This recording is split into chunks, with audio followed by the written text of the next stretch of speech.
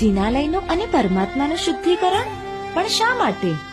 રોજ તો દેરાસરમાં સાફ સફાઈ થતી જ હોય છે, તો દેરાસરનું શુદ્ધિકરણ કેમ કરવું? પ્રણામ.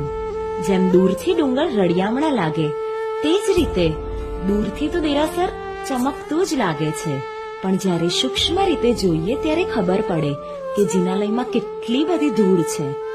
જે પ્રભુની પ્રતિમાજીની રોજ આપણે પૂજા કરીએ છીએ એ પ્રતિમાજીનો રંગ પણ બદલાઈ ગયો હોય છે. દ્રવ્ય સપ્તતિ નામના ગ્રંથમાં 9 પ્રકારની પૂજાનું વર્ણન કર્યું છે, પણ અષ્ટપ્રકારી પૂજા તો 8 જ પ્રકારની હોય છે. 9મી વળી કઈ પૂજા? 9મી પૂજા એટલે કે જિનાલયનું શુદ્ધિકરણ.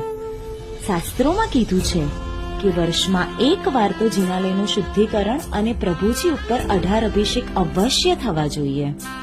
શાસ્ત્રોમાં એ પણ કીધું છે કે જો ઉચ્ચ ભાવે જિનાલયનું શુદ્ધિકરણ થાય તે મનુષ્ય ચોથા દેવલોકનું આયુષ્ય નામ કર્મ પણ બાંધી શકે છે, અને જો ઉત્કૃષ્ટ ભાવે દેરાસરનું અને પ્રતિમાજીનું શુદ્ધિકરણ થાય તો એ તીર્થંકર નામ કર્મ પણ બાંધી શકે છે. પરંતુ જિનાલયનું શુદ્ધિકરણ કેવી રીતે કરવું? આ પ્રશ્ન તો આપણને બધાને થતો હશે. જિનાલયનું સૂક્ષ્મમાં સૂક્ષ્મ રીતે શુદ્ધિકરણ.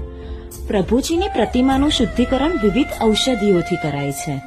તેની સાથે સાથે જિનાલયના દરેકે ઉપકરણનું પણ શુદ્ધિકરણ થાય છે.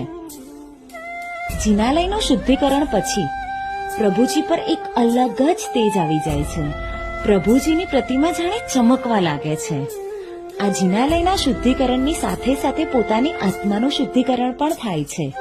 તો સૌ ચાલો એક અભિગ્રહ કરીએ કે વર્ષમાં એક વાર તો જિનાલયનું સૂક્ષ્મ રીતે શુદ્ધિકરણ અવશ્ય કરીશું.